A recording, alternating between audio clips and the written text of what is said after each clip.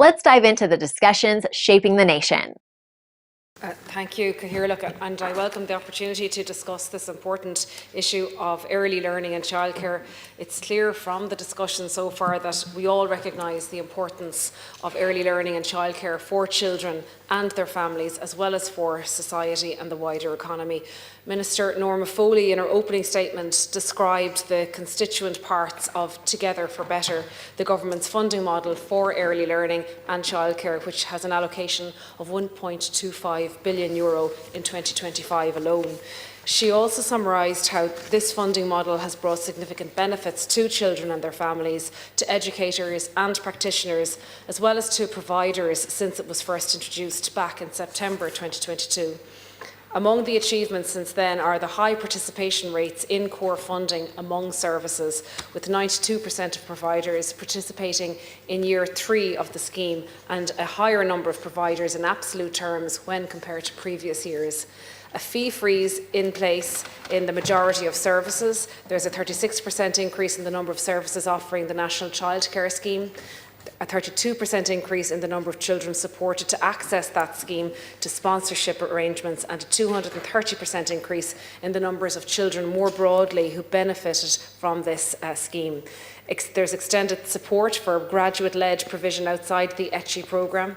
There's greater stability and sustainability in the sector, with a minimum core funding allocation of €14,000 now in place. There's greater operational and financial transparency in the use of public funding, and importantly, 2 consecutive rounds of employment regulation orders, which have resulted in improved pay for an estimated 70% and 50% of those working in the sector.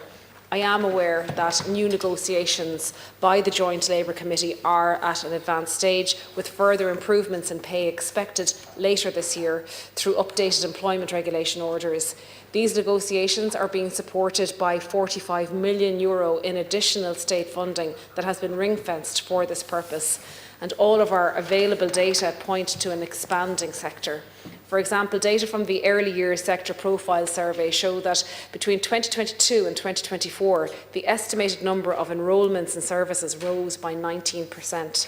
Core funding application data shows us that between year 1 and year 3 of the scheme, capacity in the sector increased by 15%, and with analysis showing that increased capacity was the type of capacity that is in the highest demand relative to supply. Data from TUSLA on service closures and new service registrations showed that a net increase of 226 in the overall number of services in 2024, and the lowest number of service closures in the last 6 years. There has also been international recognition of our efforts, with the European Commission recently endorsing the approach of government and welcoming the substantial progress that we've made.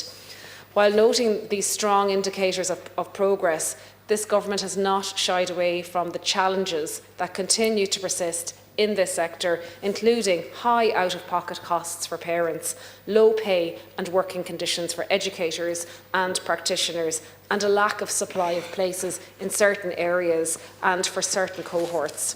And government has, in the new programme for government, set out a pathway to address these challenges. In addition to planned reforms to the funding model and increases in the level of supply referred to by Minister Foley, there is a wider and ambitious reform agenda underway in the area of early learning and childcare through the implementation of a range of other policies and programmes that also deserve special mention here today. And they include the work underway to develop a new implementation plan for the First 5 strategy, the work underway to implement Phase 2 of the National Action Plan for Childminding 2021 to 2028, the continued work underway to implement recommendations in partnership for the public good, the report of the expert group for a new funding model, the work underway to implement nurturing skills, the workforce plan for the sector, that's 2021 to 2028, with commitments to develop career pathways, promote careers in the sector and support staff recruitment, complementing recent achievements and future plans to improve pay and conditions of employment in the sector. There's work underway to finalise an action plan for administrative and regulatory simplification, following detailed engagement with the sector last year and an independent review by Indicon of the end-to-end processes linked to departmental funding schemes. There's planning work underway for a new state agency to support the delivery of early learning and childcare. The work to develop a national plan to further development of Irish language provision in the early learning and childcare sector, which will be published later this year. And there's ongoing work to review the legislative and regulatory framework for school-age childcare to strengthen the inspection system through ensuring that TUSLA, the Child and Family Agency, have the appropriate enforcement powers to deal with serious cases of non-compliance by services, and through planning work to establish a single inspectorate for early learning and childcare. To conclude, early learning and childcare is a public good which has benefits right across society, and in recognition of this, Government has agreed an ambitious new programme of work that will allow us to build on the significant progress made in recent years. Moreover, Government has committed to continued investment in the sector, in particular through additional investment in Budget 2026, to achieve our combined objectives of affordable, accessible and quality early learning and childcare. Thank you.